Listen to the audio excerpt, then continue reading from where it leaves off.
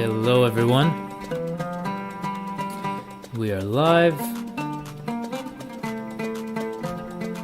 Welcome to another beginner Oud lesson.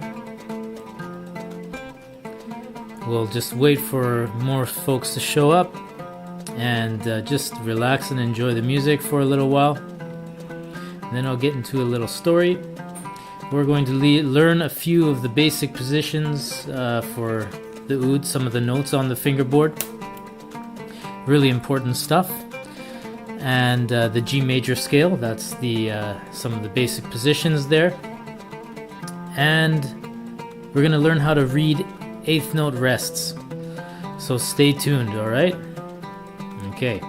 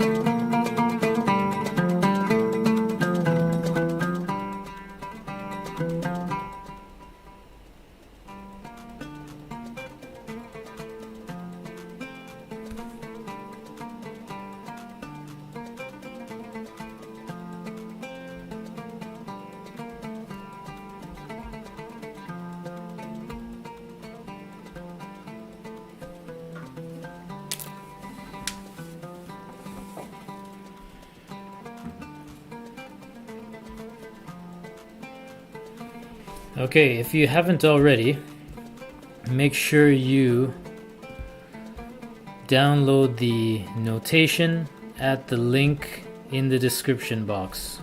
Alright? That's what we'll be using today.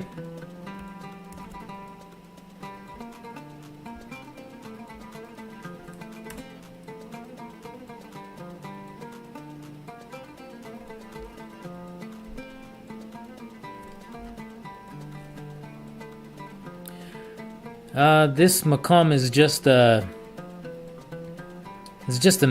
minor scale. Let's see here. The notes are pretty basic. I'll show it to you. It's a little piece that I've been working on the last couple of days, just testing some stuff out, learning some things. This is actually based on an Afghani tune, traditional, or not so traditional, but Afghan tune that I changed the rhythm a little bit, but it's very Afghan sound. A little story about that. Back in the day, I actually listened to quite a bit of Afghani music and played Robab. I'll show you a picture. This is about almost 12 or 13 or 14 years ago. I'm not really sure.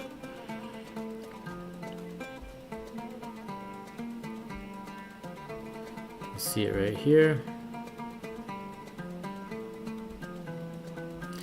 That's me playing Robab in an ensemble of Baluchi musicians. The music of Baluchistan in Iran. They use the Robab and some other instruments that are really beautiful, like Qeychak. So that was fun. That was a long time ago now. But this family of musicians, they really enjoyed playing Baluchi music. And so I was part of their group at the time, long time ago. Anyway, so this music that you're listening to is kind of one of the tunes that I listened to back then that I've been trying to adapt and just play around with. So I'm going to turn that off now. We're going to get into things now. Alright, one moment. So make sure you download the notation and let us discuss what we're going to do today. Alright, but first, everyone let me know how long you've been playing Oud, and I want to hear, how long you've been playing so I can gauge your level. Everyone's kind of in a different spot, and yeah, so let me know. And I know some of you guys already, Robert and Azad. I know you guys are regulars here. So yeah, thanks for joining. Doing well. Yeah, I'll be happy to answer some questions. Let's tune our instruments. So you've got the first bottom string. This is going to be our C. I'm a little sharp today. I'll tune down. I'm going to tune G first to the tuner.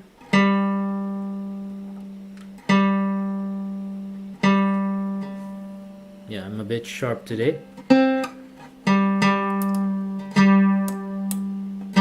So I usually tune my G string to the tuner, and then I tune the rest by ear. My C is a little sharp.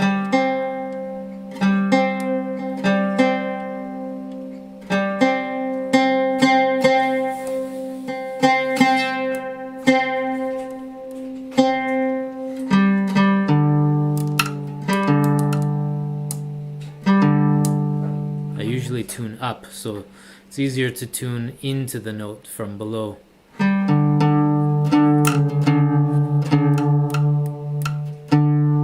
That way you can really keep track of the sound and if it syncs up. And I always like pluck the strings from bottom to top so that I can isolate each note when I tune. It's really important when you twist the peg that you're also hearing what note is being played so that you can adjust.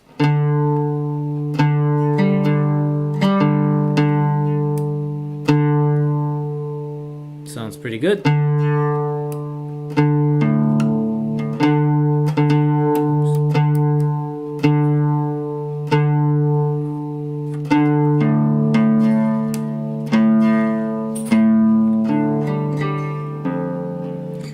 Tune my F bass string between C and G.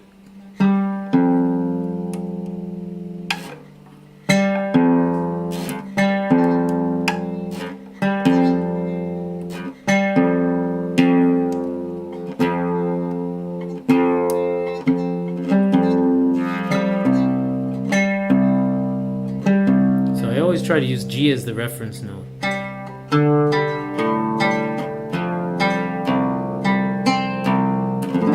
want them to all sound kind of in tune with G. G is my reference. Okay. Alright. Basics of holding the oud. Let's go through these for anyone who's just starting out. So make sure you get your right hand up. Your right leg up. and then Oud goes on it. Your knee is about right underneath the large sound hole. And then your arm comes around like a headlock, like you're getting someone in a headlock. The only contact with the oud is your forearm. You're going to get a line there in your arm after you play for a little while. It might be uncomfortable. If it is uncomfortable, you may want to wear like some kind of brace or something like that, or a sweater. That is always helpful. The only thing that is touching is the forearm. You're not touching the wrist to the bridge. Don't do that. You're not doing it, anything like this. Nothing like this or anything. Just hanging out here. This is the movement of the risha. If you want to warm up, a good warm up is to just isolate the muscles in the wrist and the forearm that are doing the movements. Go down and up. It's as though someone has tied a piece of string to your thumb and is just pulling it up and then letting it go. You want to feel the weight of your hand going down on the strings. And the left hand comes and gives the neck a handshake. You've got a little gap between the back of your thumb and the fingerboard here at the neck. You've always got contact right here, all the way as you're going up and down the fingerboard. You always have contact there. There's always going to be contact with the fingerboard somewhere around here or around here. You got to find the right position that is good for you in order to have enough space to curl your fingers down.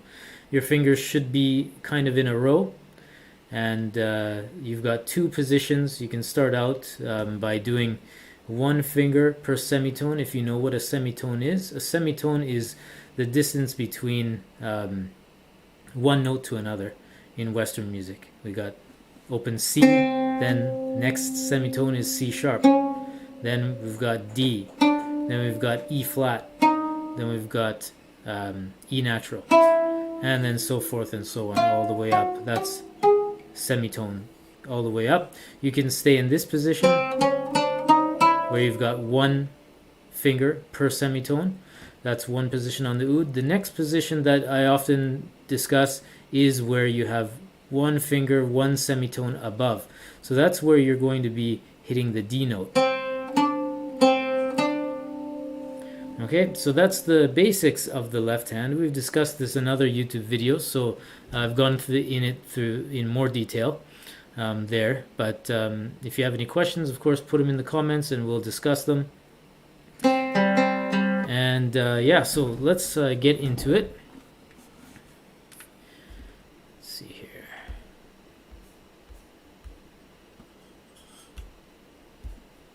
All right, Mo, yes, I do have a course.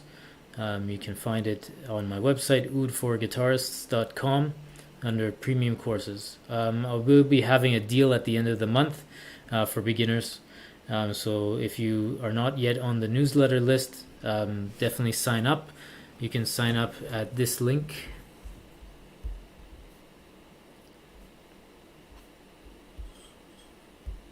Put the link in the description for you. Here it is. Sign up there, and then you'll get a free PDF of some notation, and you'll get on the free email course. And then next week, sometime next week, I'll email you with some details about one of the promos I'm doing, that you can get a good deal on some Oud lessons, online videos and stuff.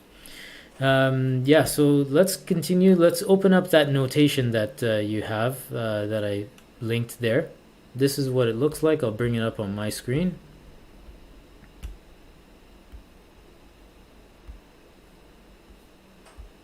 All right, I'll get rid of my logo. Okay, so take a look at this. This note here that we have, at the very beginning, this is the G note. This is the G note right here. And as you can see here, we've got 4 beats per measure. This section, until this line, is 1 measure or 1 bar. And this note being on the line here, this black dot, is worth 1 beat of time. So if you were to count it, you'd count it like this: 1, 2, 3, 4. Hope you can see my oud well. Yes. Okay, great. And so you want to do downstrokes for this. 1,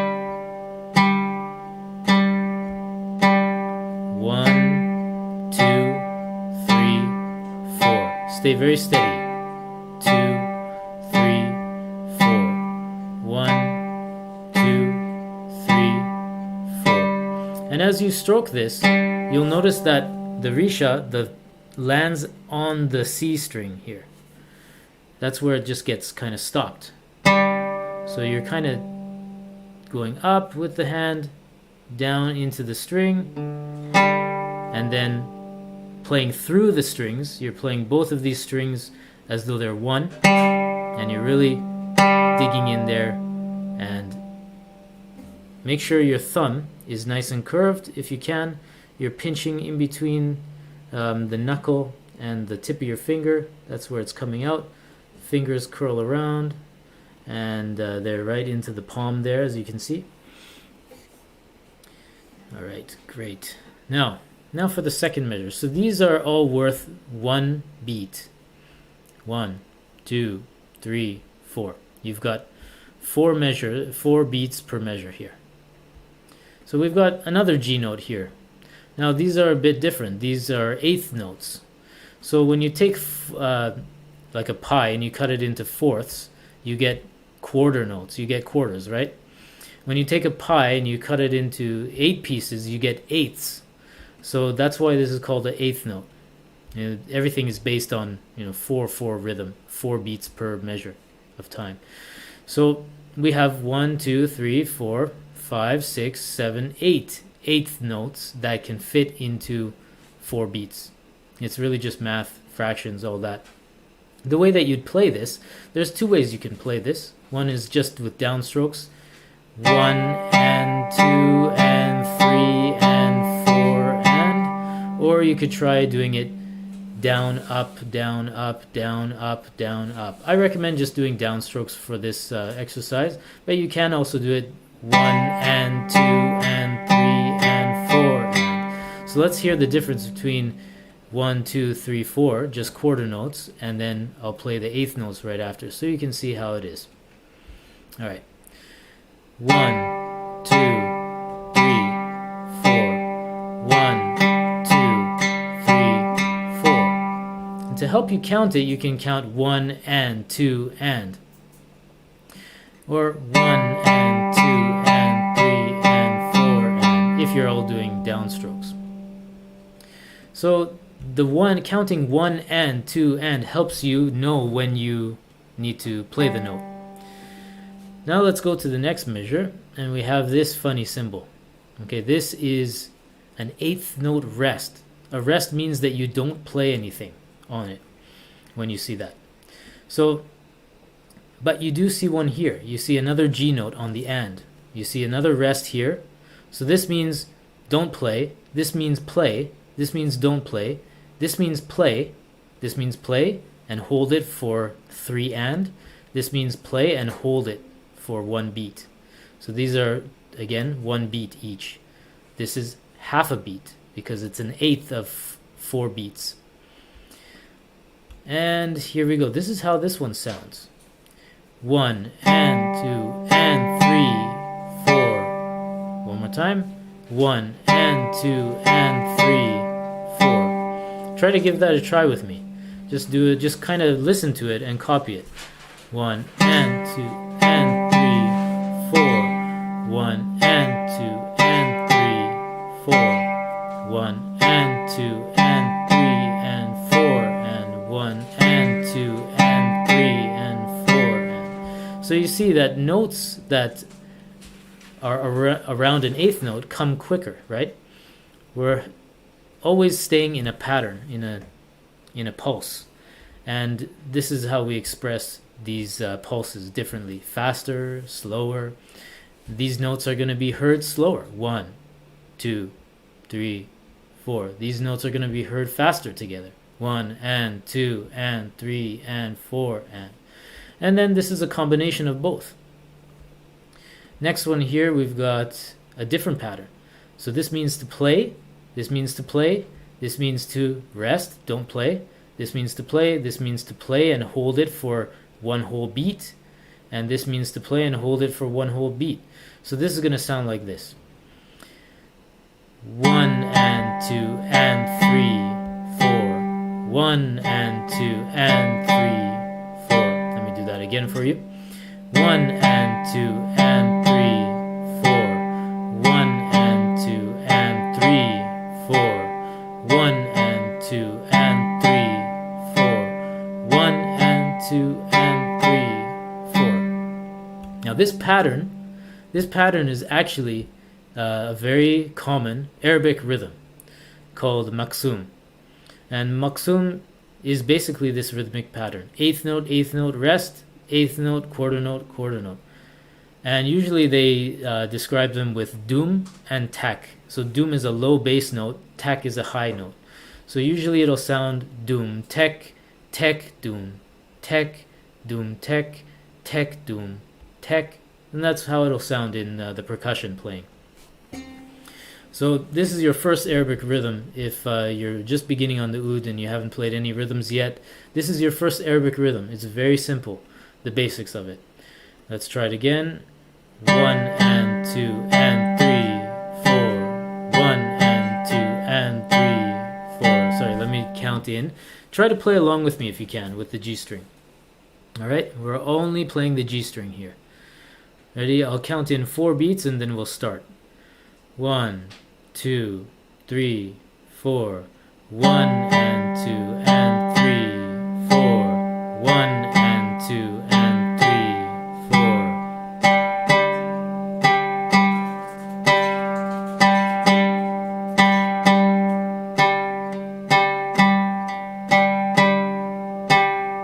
4. Alright. Hope that was straightforward enough for now. It is a little bit advanced. One thing you can do if you're having trouble playing this is you can clap the rhythm along with me. So the way that would be clapped is so you clap it like that. Okay, let's move to the next pattern. Okay, so now we have another pattern here. 1 and 2, 3 and 4. This is how it sounds on the oud. 1 and 2, 3 and 4.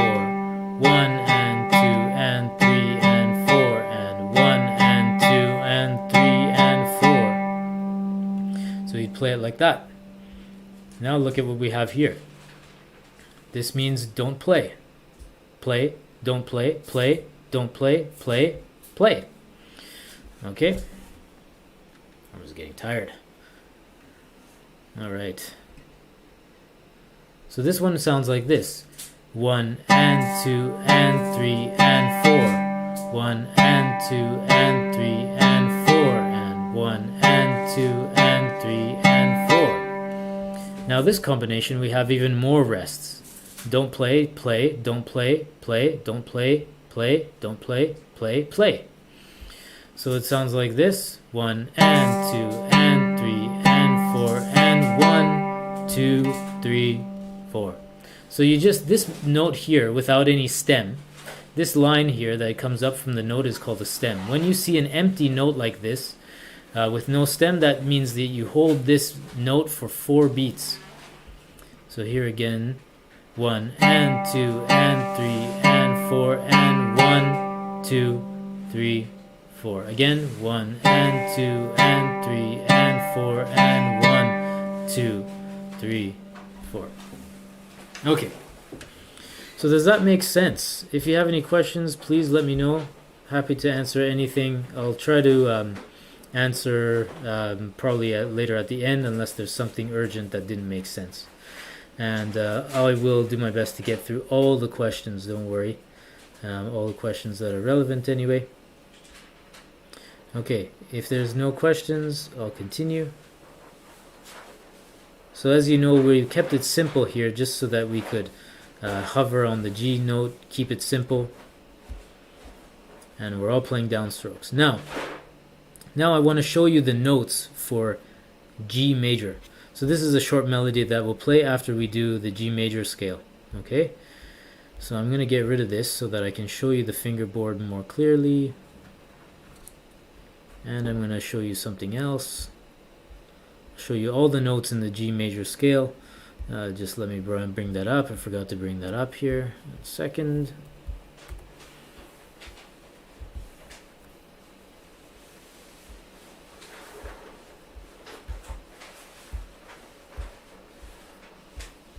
Okay, got it.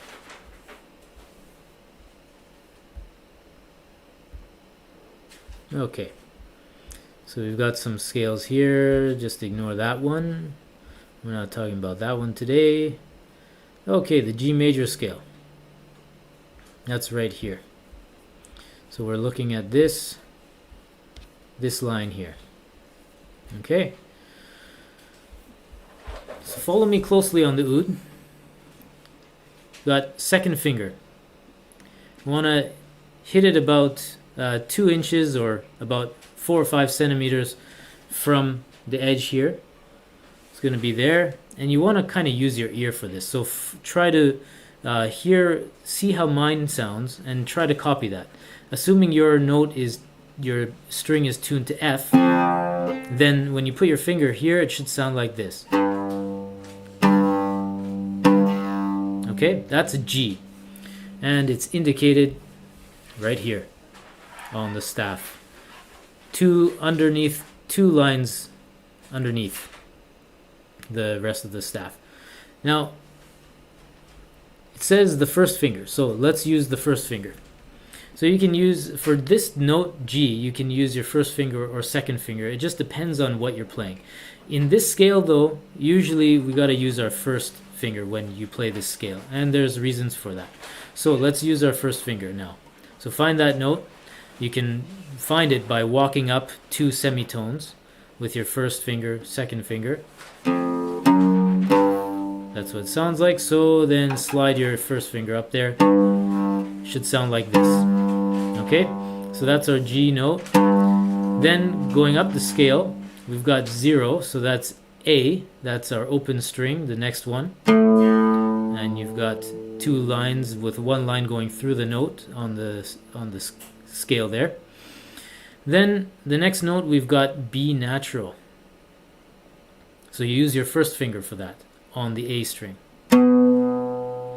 Then the next note we have with our second finger, the C note. It's 1 semitone above. So you just put your first finger down there, and it's parallel to where G was. G was here. B is right up there. So you don't need to move much. You just need to hop over to the other string. Then walk your index finger up there. Alright? So that's the note you're looking for. So try to keep your hand in this position. Don't move it. You don't need to move it. You only need to move your fingers. And think of the thumb and the index finger, this part here, like more like a clamp. You don't need to be moving around. Just stay in one spot. Your fingers need to learn to reach and adapt and find their way to the note. You can stay right here.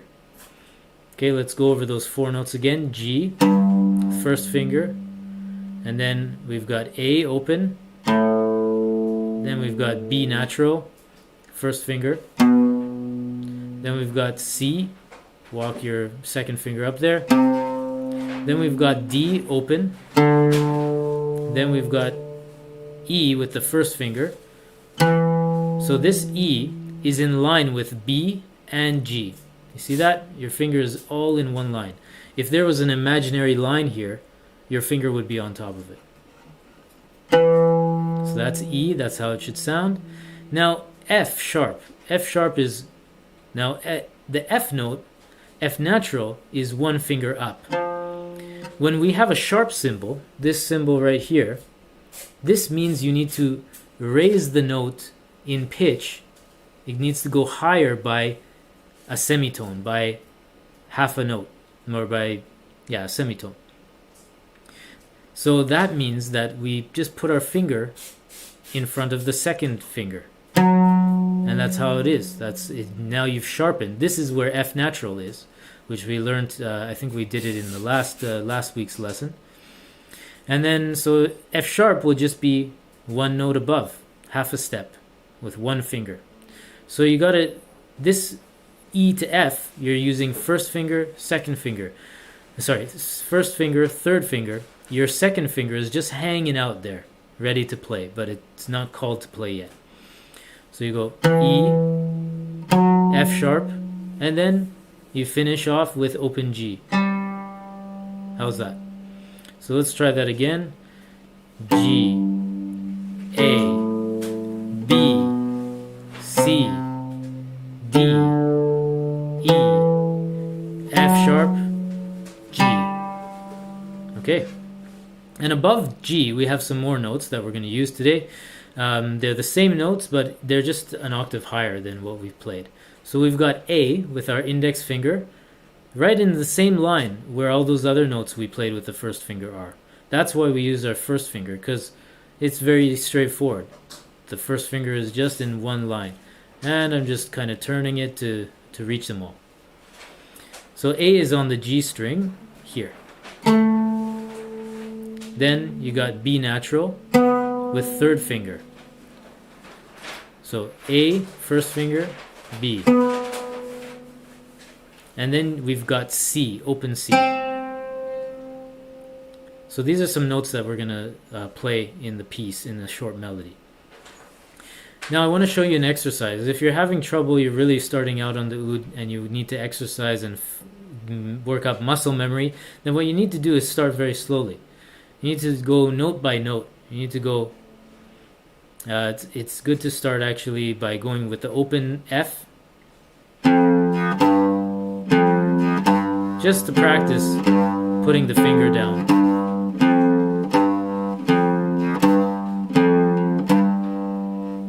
Alright, and then you can do that here. This is for finger stretching, so let's ignore the G major scale for now and just kind of work on putting the fingers down.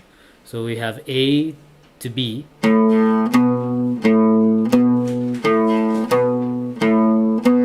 Now practice the stretch between the first finger and second finger for B to C. B to C.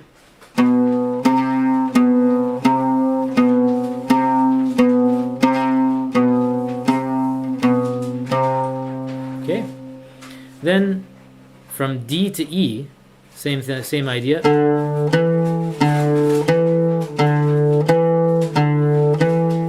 E to F sharp, same idea. Now when you play E to F sharp, you always want to keep your finger down, your index finger. See how my index finger is down? That's that way when I want to go back to E, it's really easy. All I do is lift up this finger and my finger's ready to play. If you're getting tired at this point, you want to just, relax. I know my arm is getting tired, so I got to shake it out. Shaking it out is always good. If you need to stretch, stretching is good in between your practice and all that. So let's go back to this short melody. Okay, you can see that. So we've got F sharp in the key signature. Any sharps or flats that you see here apply to the whole melody in front of us. So that's why, every F that we see later on, unless indicated otherwise, is going to be an F sharp. Now, luckily, we don't actually play an F sharp here. We're just playing notes on the G string. And I think we don't even play a C note, so we're just staying all on the G string. This whole melody is played on the G string. So I've made it really simple for you guys. So this is one beat, one beat, one beat, one beat. You got the finger indicated here, number 1. So that's A, G, G, or sol, la, sol, sol. So that sounds like this. 1, 2, 3, 4. Now we have eighth notes. So this would be G, A, G, A, G, G. 1 and 2 and 3, 4. So we can just play downstrokes for now. Down, down, down, down, down, down. 1 and 2 and Then here we got G, A, B. 0, 1, 3. Those are the fingerings. 1, 2, 3, 4. Then here we have 3, 1, 3. B, A, B. 1, 2, 3, 4. Now that was easy. So right over here, this is where it gets a bit difficult. We've got eighth note rest. So this means don't play. This means play. This means don't play. And then we've got the same pattern we saw earlier. 1 and 2 and 3, 4. So this is how it sounds. 1 and 2 and 3, 4. So we have to follow the notes. It's G, A, B, B. So we got 1 and 2 and 3, 4. Now over here we've got A, G, B, A. 1 and rest. So we have to not play here. 1 and rest. And then G, B, A. So this is how it sounds. 1 and 2 and 3, 4. Let's repeat that. 1 and 2 and 3, 4. Sorry, I played that wrong. One more time. 1 and 2 and 3, 4. 1 and 2 and 3, 4. Okay? Remember, that's our maksum rhythm. We had that earlier in this page. So that's our Middle Eastern rhythm that we talked about. Okay, now here we have another pattern. Play, play, don't play, and then play, play, play, play, play. Okay? And we're starting on B with third finger. B, B, A, G, A, B, A. C, C, La, Sol, La, Si, La. Okay, this is how it sounds. 1 and 2 and 3 and 4 and 1 and 2 and 3 and 4 and. Then our last measure, we've got the same syncopated rhythm again. Don't play, play, don't play, play, play. Okay, 1 and 2 and 3, 4. Again, 1 and 2 and 3, 4. Okay, so I'm gonna play this from the top. It might be hard to follow along. I'll play it really slowly, so later on you can pause the video and you can play it back. Okay, 1, 2, 3, go.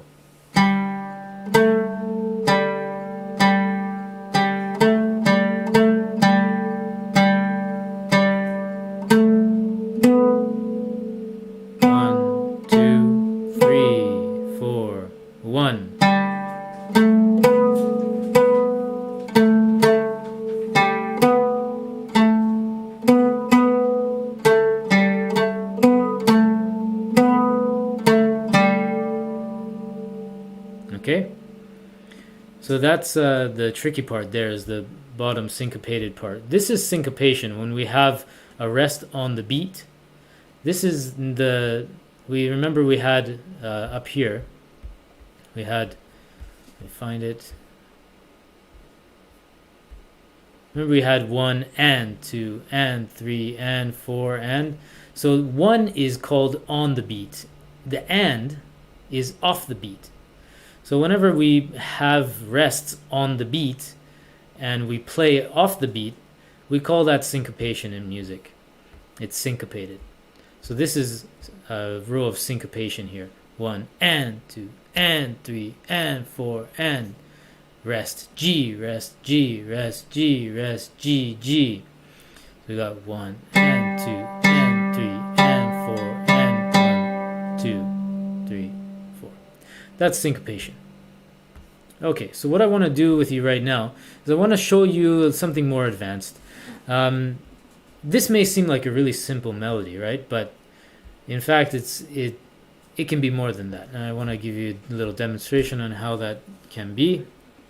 This is ornamenting, and this is what you may think that this is a very simple melody and this might be kind of boring, but you can make it quite exciting. Listen to how it sounds.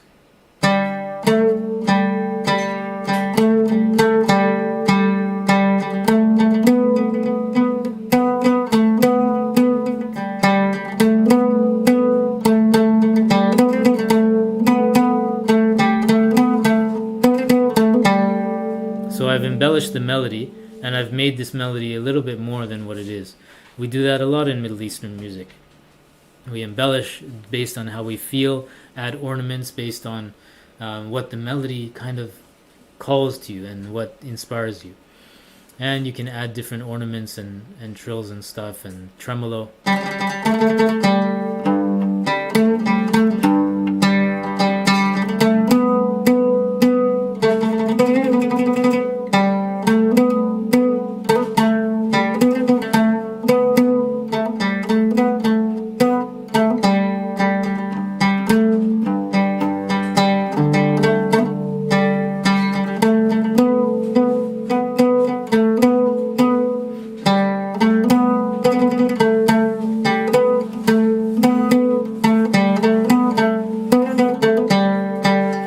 So it's a beautiful melody in the end, and you only use a few notes. We're staying in a certain zone. It has a certain quality to it. All right, so that's all I wanted to show you guys today. If you guys have any questions, now is the time to put them down in the comments. We can talk about stuff. My arm is getting tired. I gotta rest it, but I'll do my best to show you what you guys want to hear. So there's a couple questions. So get your questions down. I'll review them, and we'll talk about that. Somebody's at the door. All right, one moment here.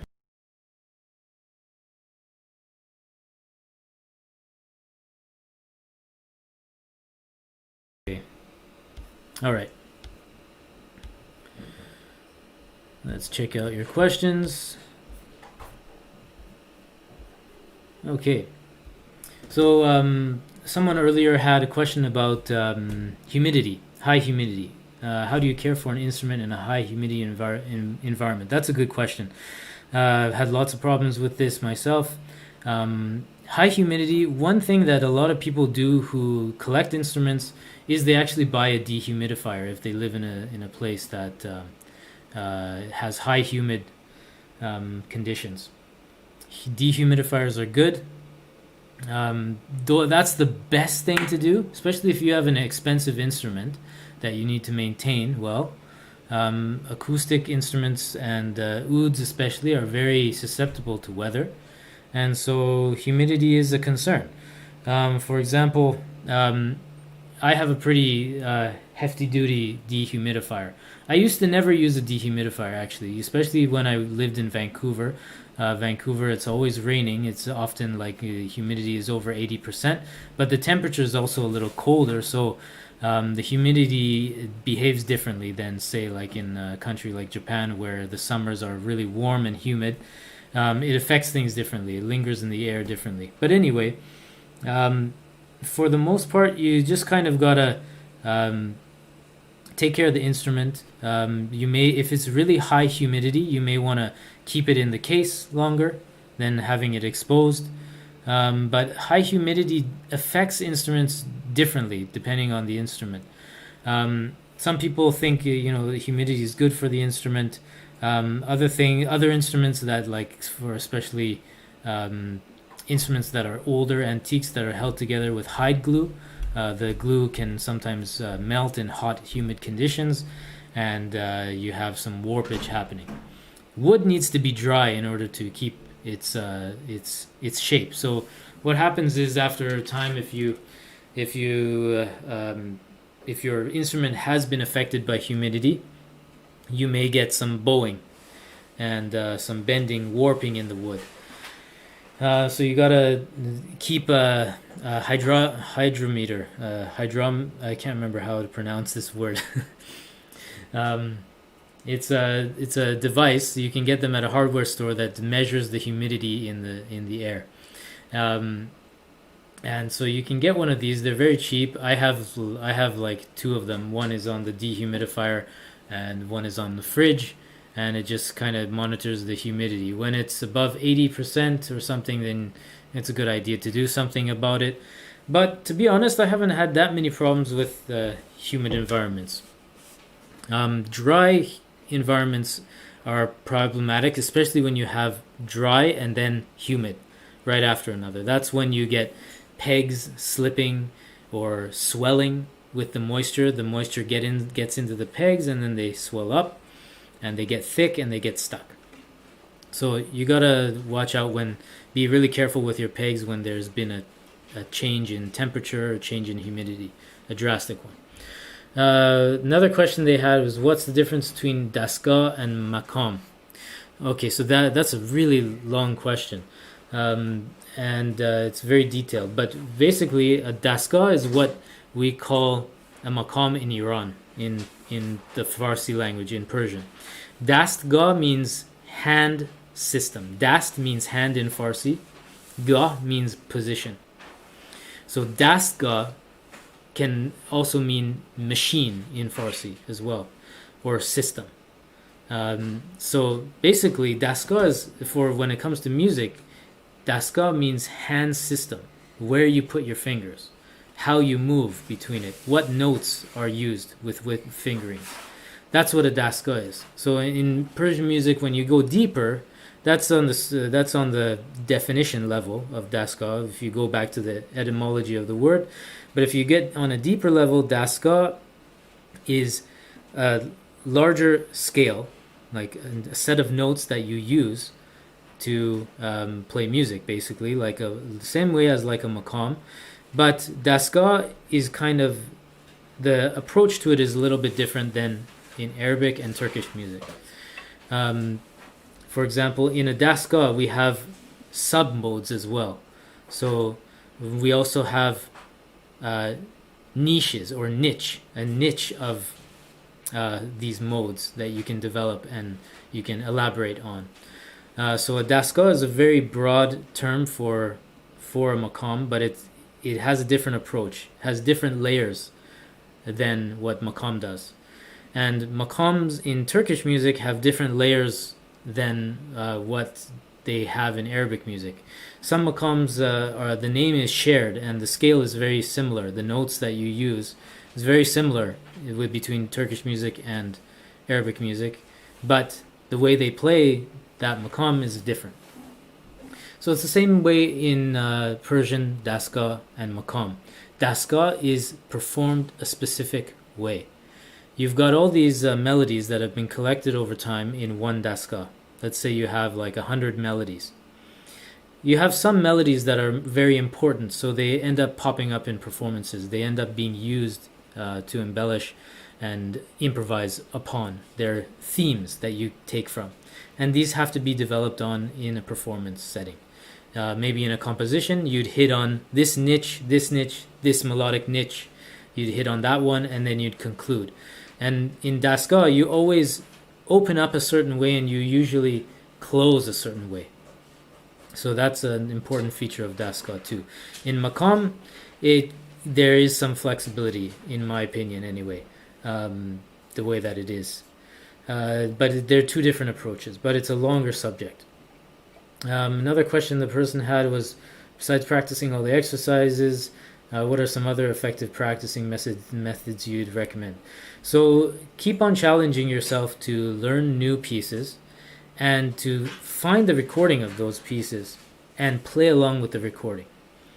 That way you'll be able to pick up eventually on the intonation that the musician uses. You'll pick up on the rhythm. You got to learn how to play along with stuff, follow along with recording, because it's almost as good as playing with real people, especially nowadays with the coronavirus and everything. Now is a good time to sit in your living room, put on some music you really like, learn the tune, and play along with the music.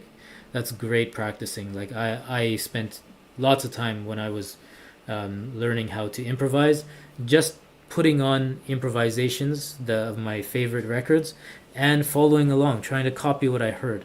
That's huge practice. And so let's go to some other questions. All right.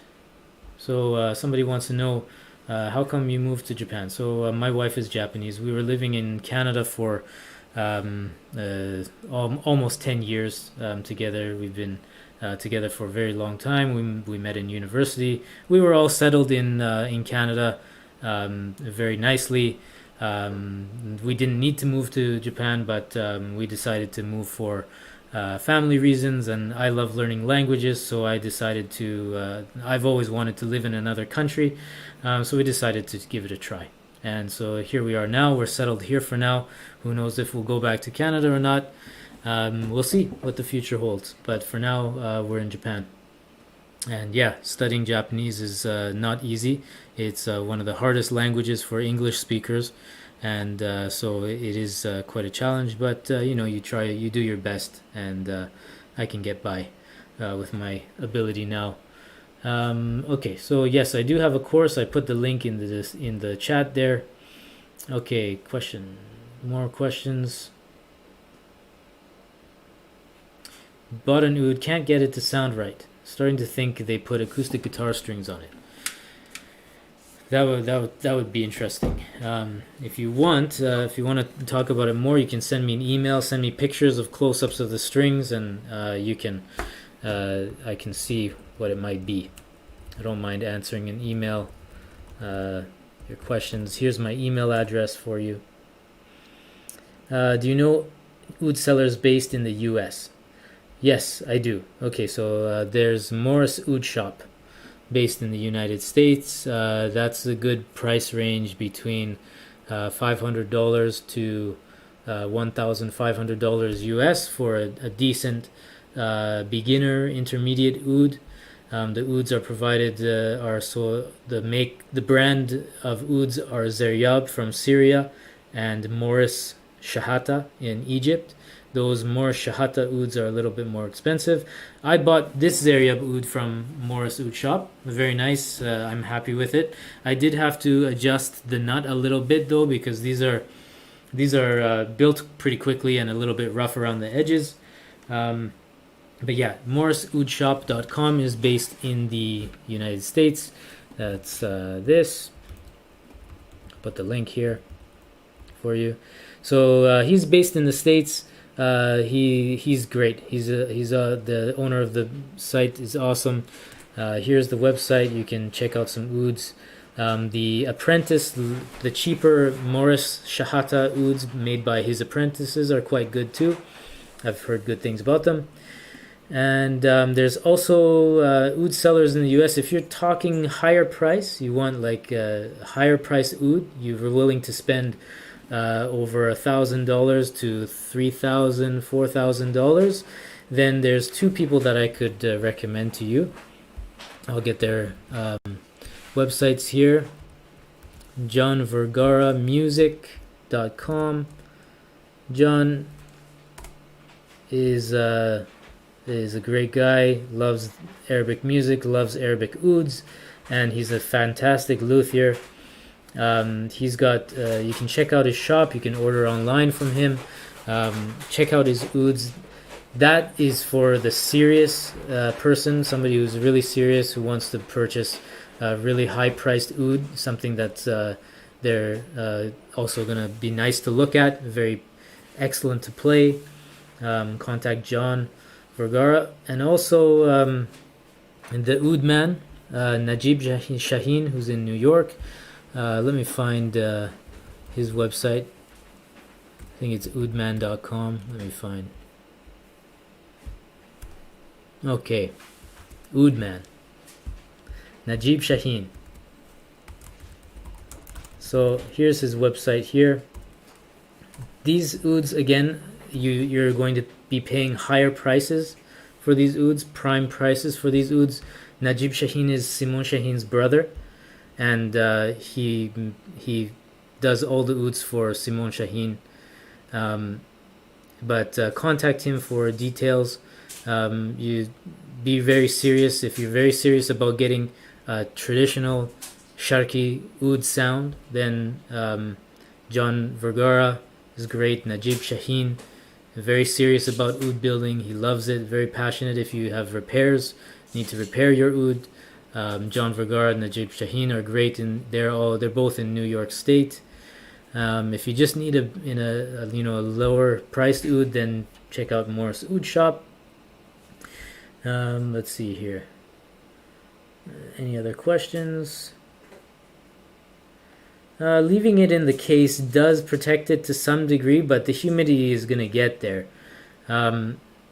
So you kind of, if you're in very dry weather, you may need to use one of those things they put in guitar cases that's a sponge, and then you moisten it with some water and then put it into the case. Depends on the oud case though too. So like if it's just a cloth fabric oud case like most gig bags are, then it's going to be affected by humidity more. The humidity is going to eventually absorb, but it will protect to some degree. So if you're living in a very dry environment, you want to increase the moisture so that the wood stays well. It doesn't get too dry, doesn't crack or anything like that. Or what happens when wood gets dry is it starts to contract, right? So if the oud is not built that great, then you could be susceptible to cracks. So you'd want to try to have an environment that is a bit more on the more humid side. Comfortable humidities between, I guess, 30 and 60% humidity. Those are pretty good. But yeah. So yeah, if there's no other questions, then my time is up here. But I do have a special thing to announce about next week. Next week I'm doing a little deal on my Oud programs, my Oud learning programs. So in order to hear about it, make sure you sign up for the newsletter, and you can sign up for the newsletter at this link. That link, it'll get you onto the newsletter so you can hear about the promotion coming up this week, and you can also get some free instructions on playing and practicing the oud there. If you've already signed up for the newsletter, then you will hear about the promo as well. But yeah, check that out. Make sure you're on it. If you're not on it, you probably won't hear about the promo. All right, so without further ado, I'll let you go if there's no more questions. All right, I'm gonna turn on that music. If there's any last minute questions before you go, now's the time. Otherwise, I'm off.